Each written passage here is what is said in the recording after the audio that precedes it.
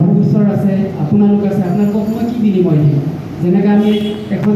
গেলামাল দোকানলৈ গ'লে দাইল 1 কেজি তাত অকণমান হ'লেও বিনিময় দিব লাগে পাচলি ল'লেও বিনিময় দিব লাগে আজি আপোনালোক আমাৰ কাৰণে আপোনালোক প্ৰভু ঈশ্বৰৰ খিতাপি লৈছে আপোনালোকক উপহাৰ দিব পৰা আমাৰ একোৱেই নাই বিশেষকৈ এই অধমৰ একোৱেই নাই কিন্তু এই অধমে আজি 50টা বৰ্ষ কবিতা প্ৰসৱ ঘটাই আছে কবিতা জনম ঘটাই আছে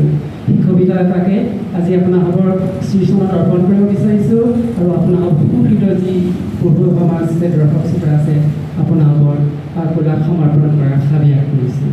আপোনালোক সকলোৱে জানে যে পৃথিৱীৰ চৰাচৰ সকলোৰে একোটা অভিধা থাকে এইখনক টেবুল বুলি কোৱা হয় বা এখন চকী বুলি কোৱা হয় অনুৰূপ ধৰণে মোৰ কবিতাটোৰ এটি অভিধা ৰাখিছিলোঁ মোৰ কবিতাটোৰ অভিধা আই এনুৱা সপোন কিয় দেখিছিলি আই এনুৱা সপোন কিয় দেখিছিলি মোৰ ল'ৰালিৰ বিৰালিক লগৰীয়াৰ সৈতে পথাৰত চেঁচুৰখনা গু বাটবোৰত টাংগুটি খেলা নলা খোলাবোৰত বৰশী টোপোৱা আৰু দাইটি পেহীহঁতৰ বাৰী জামু নগাটেঙা লেটেকু পনিয়ল পাৰি খোৱা আদি কেঁচে লোৱা হেঁপাহবোৰে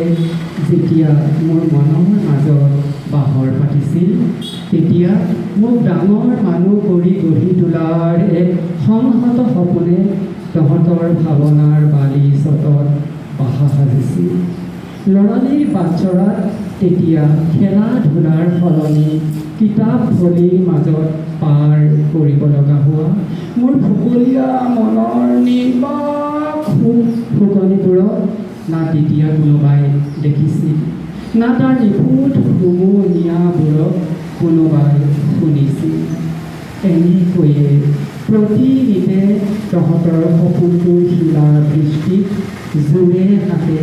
মোৰ শিশু কালটো শিথিলভূত হৈ পৰিছিল ক্ৰমে দিৱসৰ দৰবাৰত তহঁতৰ সপোনটোৰ সচেষ্টত এদিনাখন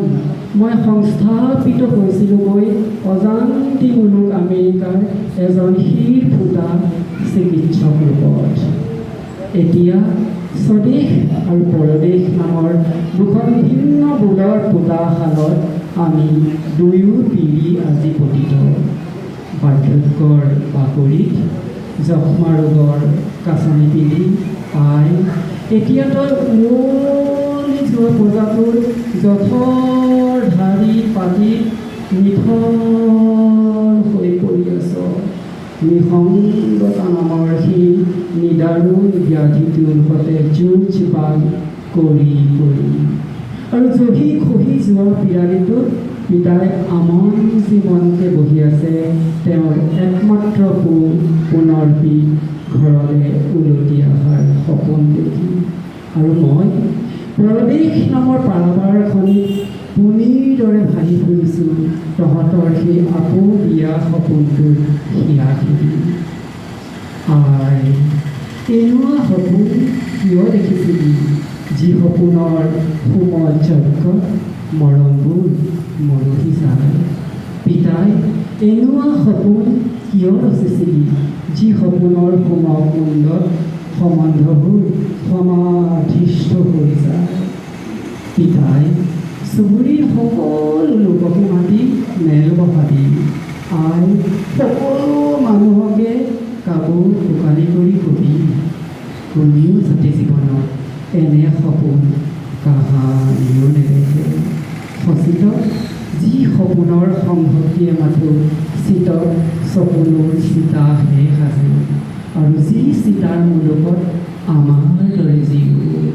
জীৱনতে মৰাশ হৈ পৰে জীৱনতে মৰাশ হৈ পৰে জীৱনতে মৰাশ হৈ পৰে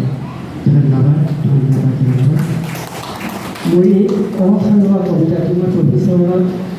সমৰ্পণ কৰিছোঁ আৰু আপোনালোকৰ পূজাত অৰ্পণ কৰিছোঁ আৰু লগতে ইয়াৰ পাছতে যিকেইগৰাকী ব্যক্তিয়ে আজি পুৰস্কাৰ পাব বঁটা পাব তেওঁলোকক বহুত অভিনন্দন জ্ঞাপন কৰিছোঁ পুনৰবাৰ আপোনালোকক ধন্যবাদ জনাইছোঁ যোৰহাট মোৰ কাৰণে অসম আৰু অসমীয়া সাহিত্যৰ স্বৰ্গভূমি বুলি ক'লে মই যোৰহাট কৈছোঁ সেয়েহে মই যোৰহাট ভাল লগা পুনৰ আপোনালোকক ধন্যবাদ জ্ঞাপন কৰিছোঁ ধন্যবাদ